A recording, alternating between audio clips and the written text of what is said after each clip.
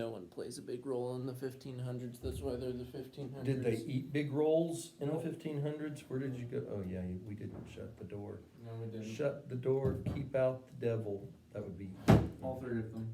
all three of the devils. Okay. All right, so we are up to about 1500, and we're gonna try to see how far we BC. can get. 80. We didn't really touch much on BC other than CE. talking about. Okay. Showing your atheist roots. IMSCH. EMSCH. I always hated those spelling songs. Okay, then why I did you can't- want to start bringing it I up? can't spell, so I can't do them fast enough. So everybody else is like IMSCHSIRTA, that's- and see, that's what I do.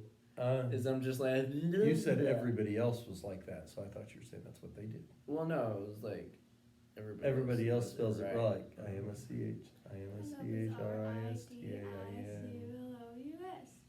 You're a what? My love is RIDICULOUS. Why is your love ridiculous? I'm confused. Because he is the prince and he's in love with the bad person's daughter. Okay, Yeah. that is ridiculous. I didn't realize it was a fictional thing that we were talking about. That's always ridiculous. Okay, so can we get back to reality? Back to life, back to reality. Okay, Is this the real life? it is. It's not a fantasy. So we're going to backtrack just a few years as we consider the things that are going to be happening in the 1500s with the Reformation movement starting. We want to go back to 1466 when a fellow known as Erasmus, his name was actually Desiderius Erasmus Roterodamus, which no wonder he went by Erasmus. He was born, and he's going to be influential in the life of another person who was born about 20 years later, in 1483, Martin Luther. The same year that Martin Luther was born, Pope Innocent VIII issued a decree that ordered witches and their cats to be burned. Woo! Yeah, burn the witches. And the cats. And the cat and their Cats cats. are The cats are important. You gotta Yeah. keep those cats. Yeah, I know on here cats Okay, is so, underlined. So.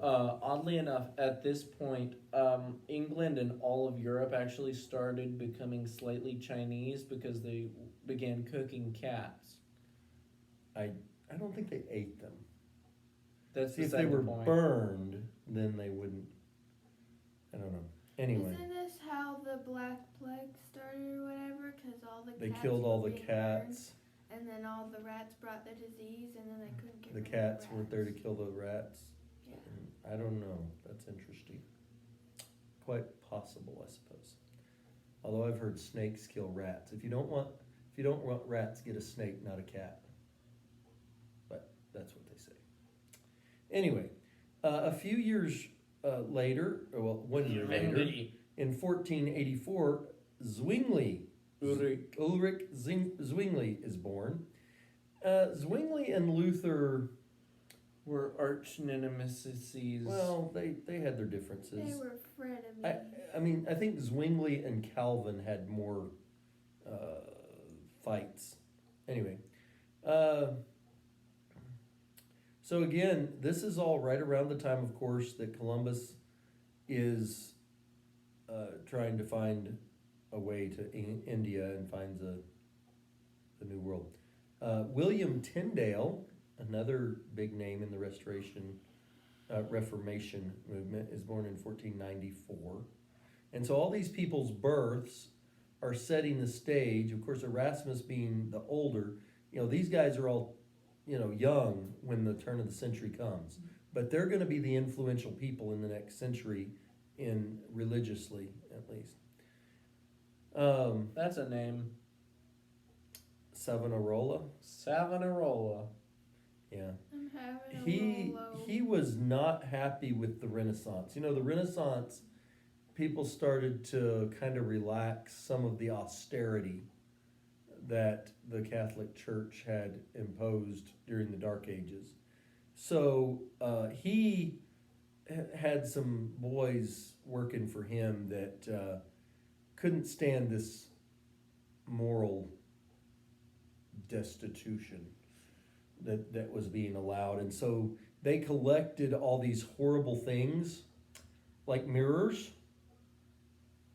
and any cosmetics, pictures, Those aren't horrible. books, Those aren't horrible. Those are amazing. fancy dresses, Those are horrible. and poetry that were the horrible works too. of horrible, immoral people. And they burned them all. It's always So- good to have somebody that's passionate for what they believe in. You know, it's always what? It's, Good to I- have somebody who's passionate for what they believe in. it's not always good. Yeah, It's always something. It's not always good. I used an absolute, and so that makes it absolute. Yeah, it's absolutely wrong. It's not always good. Doesn't mean it's always not good, but it's not always good. So anyway, that was in 1497 that they started doing that. Now, so in 1500, the estimation 1500. is that there were about 435 million people in the whole world. Now they were probably off a little. Just guessing. Oh, your atheist side is showing you, Yeah. sinner.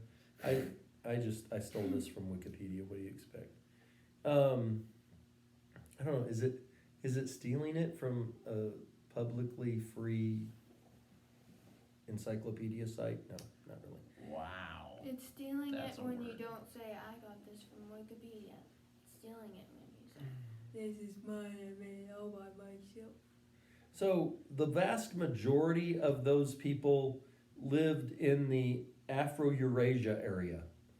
Northern Africa, the Europe, the Middle Afro. East part of Asia, and then of course you had even over into China and India. That's not quite But- how an afro works. Your hair is not designed to be an afro. It would need some serious help. Some of the boys in Butler said I had good afro hair, Well, you were Oh. just right. because I have a lot of it. Well, I guess if you curled it up, it might be something. All right, so 1506, 4,000 Jews were killed by Roman Catholics in Portugal. Yay! Oh wait, that was a bad thing. Yeah, 1508 to 1512, sometime in that time frame. Wait, is that who painted the Sistine Chapel? It's Michelangelo da Vinci. Wait. What's Michelangelo's Where did you last get name? this? I'm not sure. I'll have to look that Yeah, one up. Somebody painted the Sistine Chapel which was bad, ceiling. very bad. It's interesting. Yeah, I don't. In 1509, John Calvin was born, just about And, 10 years younger than Zwingli, and, and they're going to have some debates about some things. What? there was There was in an, the song, There was a song. somebody, John Calvin, joins the Reformation. Yeah, Mhm. he will do that when he gets a little older. Right now, he's just being born, and he's not joining anything.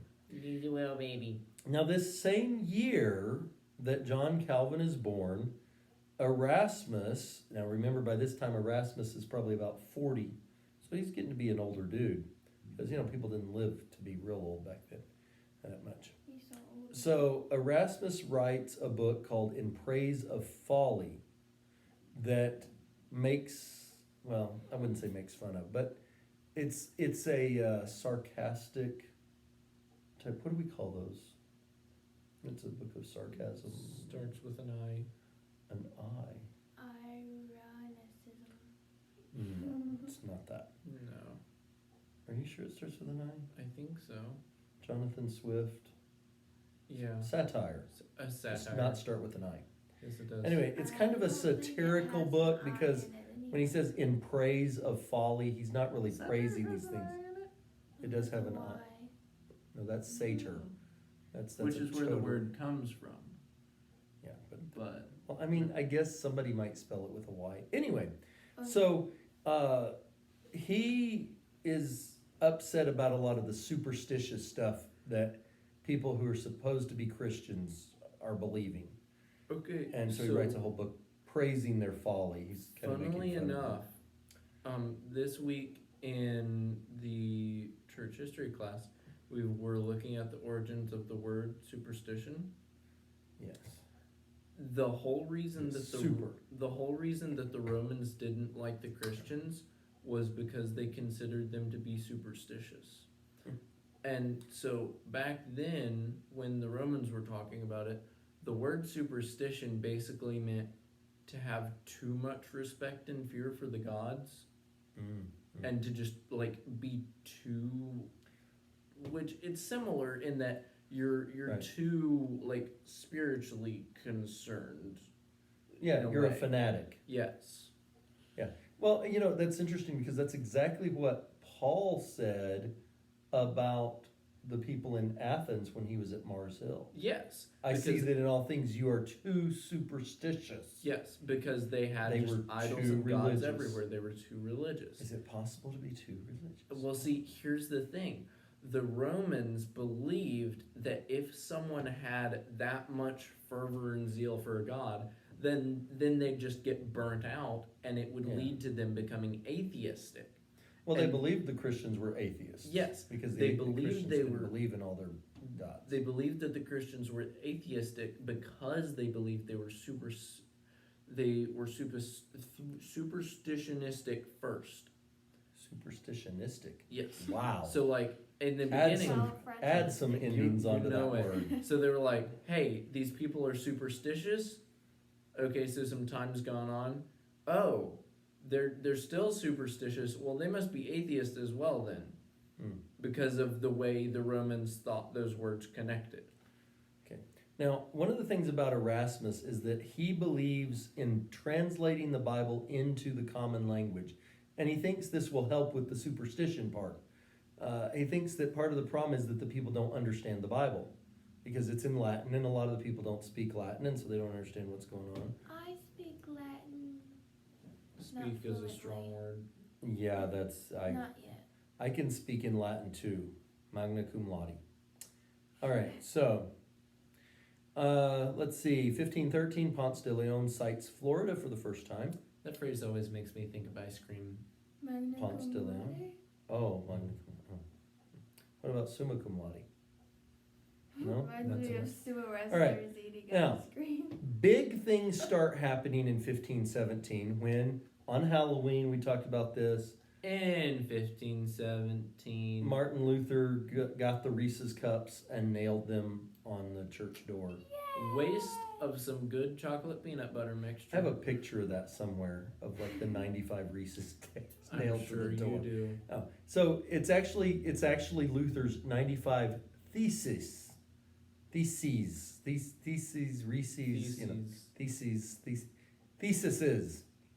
theses. Ideas. Is and Words. yes. Well, his 95 ideas Words. specifically about how the Catholic Church is wrong and needs to fix some things. How do you suppose that went over? He died. Well, he's Well, not no. alive Burned as a anymore, witch. so. He was not burned as a witch. He did die, but not specifically because of that. too. And no, there was no cat involved as far as we know. There's But, always a cat involved. well, yes. But not this time. Always, but not this time. Is this why we celebrate Halloween? No, it's actually Yes. just kind of, I guess, I mean, it's kind of ironic that he chose to do it on All Hallows Eve. But, Hallow Eve, All Hallows Eve, Halloween. It was the day that they worshipped, or the saints. I thought it was the day that they worship the devils. No. So Halloween is a good thing. They were actually worshiping the saints to protect them from, which goes back to the superstition stuff that Erasmus was upset about. Yep. They worshiped the saints, and they made the jack-o'-lanterns to scare away the evil spirits or trap them. Depends on who you listen to. jack-o'-lanterns were either supposed to scare away the evil spirits or trap the evil spirits somehow. So anyway, that's but 95 things. I mean, sometime maybe if we do more on just the Reformation or something, we'll focus. Maybe on what when those we get were, into but- the Catholic Church. well, that's not really the Catholic Oh, Church. yeah, well, we're not I mean, it is the splitting them Catholic apart. Church. Yeah, we're not really doing that. Yeah. So anyway, but if we dig deeper into the Reformation and stuff, we can do that then. 1519, the Spanish start searching for gold in the New World. In 1520, the Pope calls for all of Luther's works to be burned, and I'm pretty sure he would like to see Luther burned as well, but he's not quite ready to argue that yet. Here's what Erasmus said. By burning Luther's books, you may rid your bookshelves of him, but you will not rid men's minds of him. In other words, Luther had started something with his ideas that burning books was not going to get rid of, and that was that there were problems with the Catholic Church that needed to be fixed. Yeah. And of course, that's true. It continued to grow. Now, in History has shown time and time again that it's hard to kill an idea. In 1531, Zwingli died. We didn't spend a lot of time talking about Zwingli. Zwingli was the first one that really kind of said baptism doesn't mean much. Yeah. 1,500 years of baptism being an essential part of Christianity. The Catholic Church called it a sacrament. It was taught as being necessary, as being a reenactment of the death, burial, and resurrection of Christ.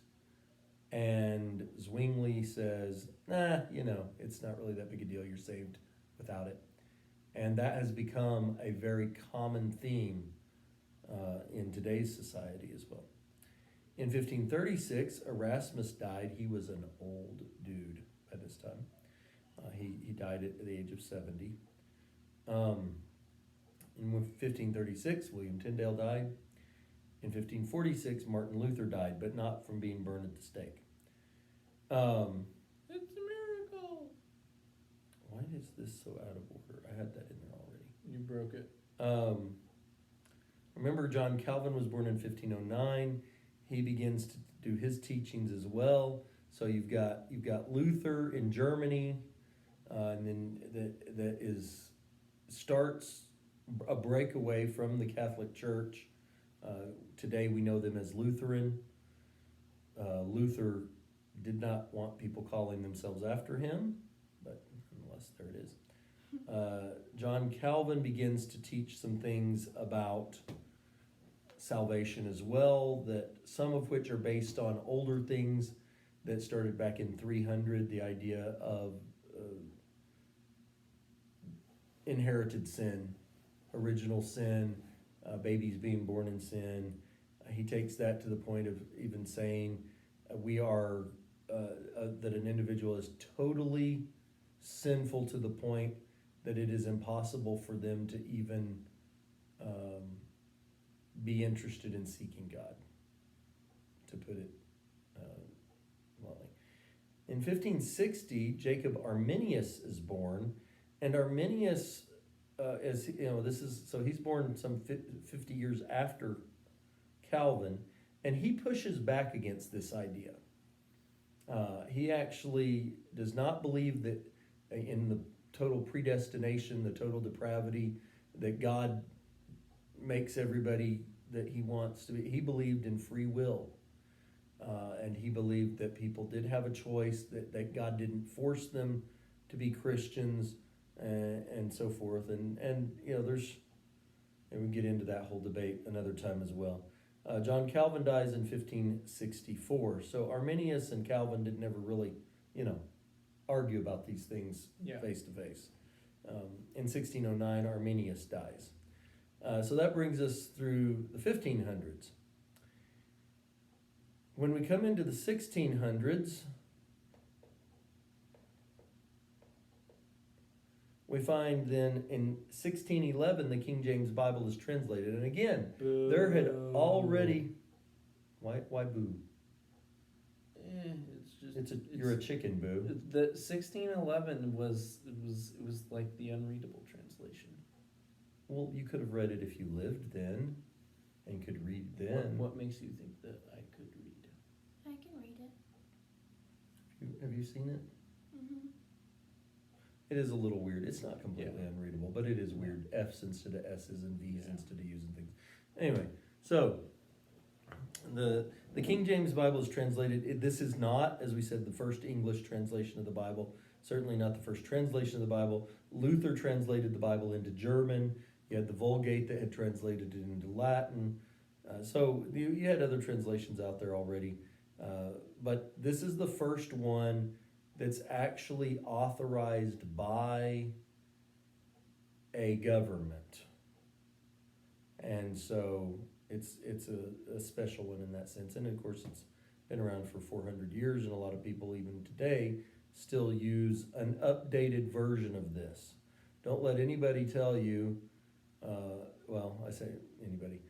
I've not ever met anybody that actually used the 1611 King James. I have a copy of it. If you'd like to see it, you're welcome to. It is almost unreadable, as they said.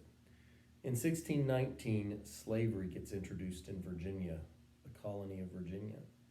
In 1620, the Mayflower Compact was signed. The Pilgrims were strong followers of Calvin's theories, and they very much believed in Calvin's teachings about election and the way that God's grace worked. In 1626, New Amsterdam was founded. It'll be later named New York in 1664. In 1629, the Massachusetts Bay Colony is founded. People are starting to come over here. You've got the Pilgrims and the Mayflower Compact in 1620, so things are starting to move over to the New World. Maryland in 1632 is founded. In 1634, there's a theologian who is banished from the Massachusetts Bay Colony because he's a Calvinist and a Baptist. Now the Baptists... I have a question. You know that the VeggieTales show where it was like Obadiah Bumbley and stuff? They Mhm. banished some guy, Josiah Apple or something. Is that was he based off of that guy? Not that I know of. Probably not, because That was a totally different issue. Big Idea, they are like Make believe. But like the people that run it, if I remember correctly, they are like Calvinistic, Baptistic. Well, yeah, but that doesn't Whatever. mean they wouldn't tell that story of the guy No. being banished by the No, Pilgrims. but I'm saying the Apple in that story was the bad guy, so they Oh, wouldn't have they told wouldn't have it made him the with bad him guy. the bad guy. I see. Makes sense. Okay, so anyway, this guy was teaching some things that they didn't really like in Massachusetts, and so they kicked him out. So if people who think that here in the United States there was never any religious persecution or whatever, it's always been about freedom of religion and whatever. No, it wasn't. It was only freedom of religion if you were the right religion and the right group of the right religion and so forth at times in the past. And So- the present. And the present is still these things happen. The Connecticut colony was founded by a fellow by the name of Thomas Hooker, who was also a Calvinist, and Roger Williams, after being kicked out of Massachusetts, went down and founded the colony of Rhode Island. So you have this Calvinist influence beginning, where Massachusetts was also Calvinist. The Pilgrims were Calvinist, but they still had this, they couldn't agree with each other. Part of that being that the Baptist, Roger Williams, was a strong believer in, but the name, Baptist might give you a clue. He was a strong believer in baptism. And particularly the Baptists believed in not, like the Catholic Church sprinkled infants, but the Baptists believed in immersion of believers. In other words, people old enough to know what they believed and what they were doing. So there was a lot of strife there. Harvard College is also founded in 1636. I thought Baptists didn't believe in baptism. I mean, they baptize people, but they don't believe that it's for the remission of sins. They don't believe it's for the remission of sins, but they do believe that it's only for people who are believers. So they believe you're a believer and you're saved by being a believer, and then you're baptized. But you only baptize people that are old enough to be believers. Now, that's, I mean, we're talking in the 1600s. Some things have probably, shifted a little bit in terms of what people believe. And not everybody in a group believes everything exactly the same either.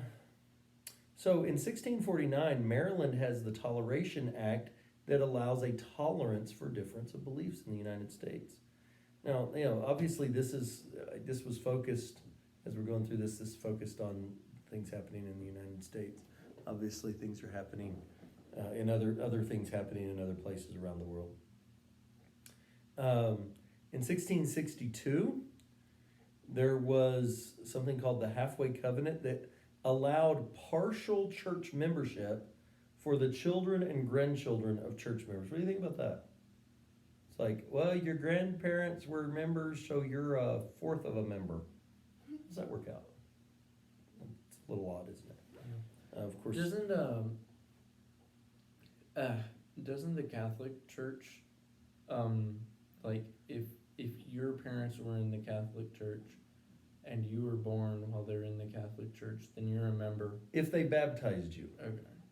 If they baptized you in the Catholic Church, you are. But then when you get older, you have to go through a catechism class and go through confirmation, where you actually learn the Catholic faith, and then you have to be confirmed. Okay. I've never really talked to anybody who wasn't confirmed. I don't know if they can. If you're not confirmed, I know you can't take communion. I guess you still considered Catholic, kind of. I don't know. That's an interesting one to go a little deeper. And somebody probably knows the answer to that. I probably have known it in the past, but wasn't thinking about it right now to plan for it. But so is this like in that the Easter show of Diary of a Wimpy Kid, when he got to get up and go I have no idea. take I've the never seen communion? Diary of a Wimpy Kid. Well, the kid got to go take communion because his parents were members there. I don't know, because I have no idea what the kid's religion or anything was. He was Catholic. Okay, well, He wasn't Catholic. His parents were. there's no way he would have been allowed to take communion if he was not confirmed. He would have had to have been, unless it was some branch that doesn't hold to the traditional ways of doing it, I suppose. But that's weird. All right, let's see. They started enforcing morality in Connecticut. Pilgrim's Progress is written by John Bunyan in 1678. Also a Calvinist. Yeah, there is a lot of Calvinist influence in the United States. However, at present, through much of the Baptist and Methodist worlds, the split between Calvinist and Arminianist is somewhere in the neighborhood. Well, in the Baptist, I think it's like 30% are Arminian, and in the Methodist, it's like 30% are Calvinist. So there's a lot of crossover, and Arminius started to his influence is going to be seen at some point later on. Would Church of Christ be considered more? I mean, I know we are more Armenian than a Calvin, but are we? I don't know that we'd really be considered. We fall outside of that. Some people would say we are Pelagian. He was considered a heretic because he did not believe in the total depravity and original sin that fully, or at least it seems that way. So the fact that we not only believe in free will, but also believe that children are born without sin is a bit of an anomaly among a lot of, there's not a lot of groups that believe that. So that, we wouldn't, as far as the free will side of it, we would definitely fall more along the lines of Arminius. But both Arminius and Calvin both believed in original sin and that babies were born in sin. So that's one of the reasons throughout the United States, whether people were Calvinist or Armenian, they still believed in the idea of original sin. Which then, of course, the idea of original sin, Augustine in around 300, really cemented that idea in the Catholic Church. And that's, of course, one of the reasons that they were so big on baptizing babies, because if the baby was born in sin and it died, then it died in sin. And so you had to baptize the baby as soon as you possibly could, get it christened, give it a Christian name, and make it a Christian so that it could be covered in the blood of Christ.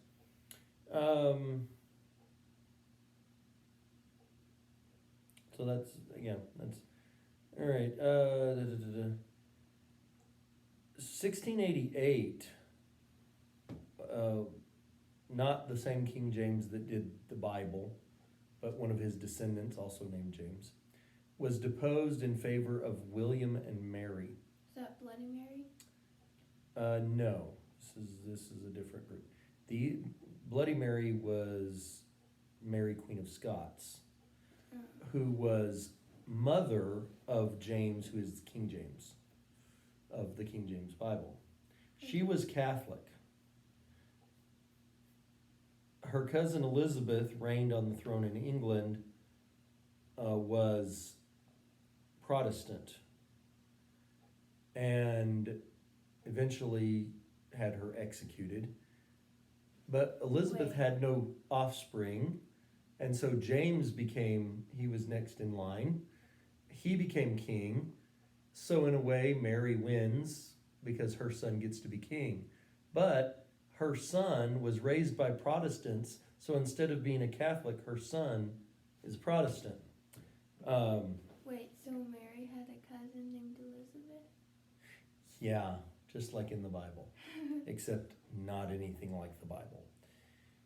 Mary was not a virgin when James was born. Anyway, so this William and Mary, though, are Protestant, and the rule is then made that no Catholic could reign in Great Britain. So England was the first of the European countries to fully break away from the Catholic Church, so far as to even, not just that they had a ruler who was a Protestant, but to go so far as to say no Catholic can ever reign. And now, of course, whoever is reigning right now, Queen Elizabeth II, but Queen or King, whoever is reigning in England, can't be Catholic because they're the head of the Church of England. So there's that. Wait a second. What are we waiting a second for? Elizabeth II? Wasn't Elizabeth the first the virgin?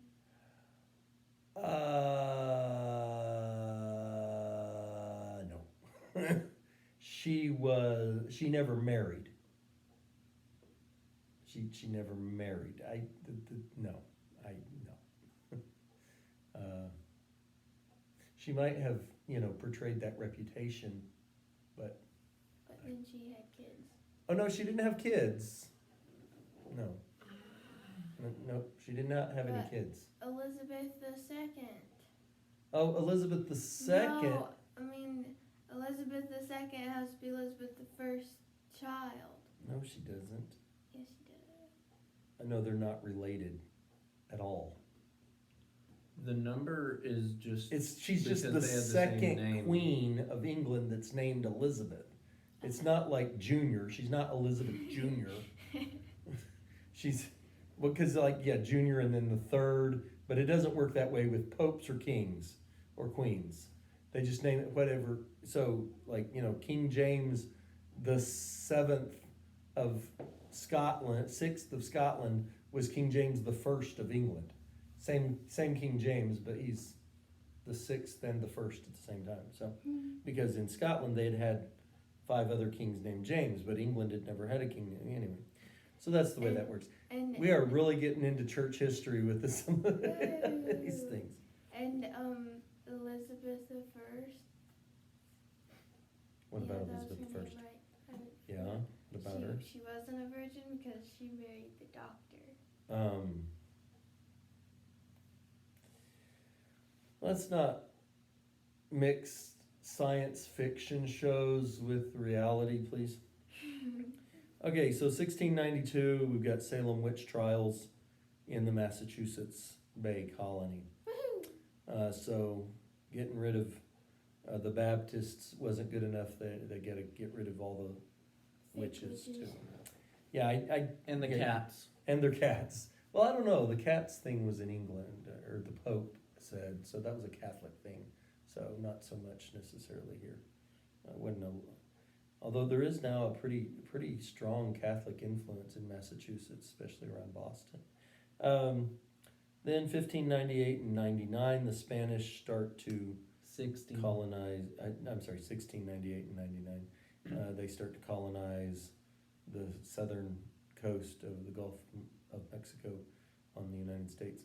So what will be the United States? Biloxi and Pensacola, both founded then. But so we got, things are really starting to change here in the United States, which are not yet the United States, but things are starting to grow and spread. But we're seeing a lot of change in the religion coming through the Reformation movement as well. A lot of things are changing. We're going to stop at 1700. We'll pick up there next time. But a lot of the thinking has changed from it being, remember the idea of the Bible being chained inside the church because nobody could have a copy of it. And then Gutenberg Press comes along, and then they're translating it into other languages so that the people can read it in their own native language, which is the intent, seemingly, of the original intent that Jesus had for his church, given that on that day of Pentecost, the apostles who he had chosen are speaking, and not just speaking in the Greek language, but they're speaking in the languages of all of the people that are there to hear.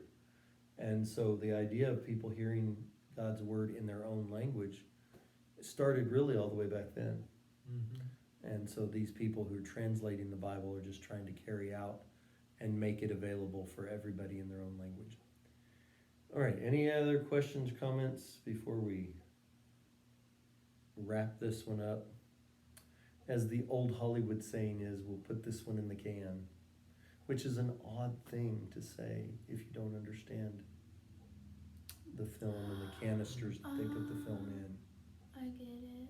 Yeah, like the little metal cans that they put the film in to keep the light from ruining it. Although what's funny is they had to wrap it up before they put it in the can.